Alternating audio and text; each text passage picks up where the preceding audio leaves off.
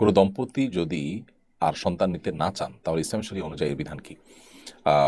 সন্তান নিতে না চাইলে স্থায়ীভাবে জন্মবিরতি না করে আপনি সাময়িক জন্মবিরতির কোনো ওয়ে অবলম্বন করতে পারেন। তবে এই সন্তান নিতে না চাওয়াটা মৌলিকভাবে ভালো কিছু না, বাট সেটি হারাম না।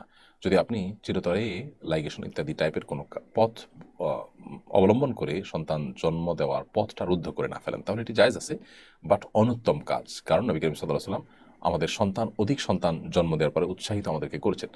মানুষ এটা সম্পদ, মানুষ কখনো বোঝা নয়।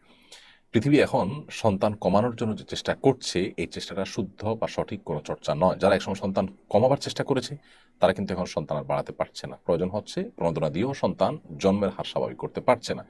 মানুষের সন্তান জন্ম দেওয়ার যে টেন্ডেন্সি, প্রবণতা, একবার যদি এই সৃষ্টিগত প্রকৃতিগত প্রবণতা এটা যদি বাধাগ্রস্ত হয়ে যায়, তখন আবার তাদেরকে সে জায়গায় ফিরিয়ে আনা কঠিন হয়ে যায়।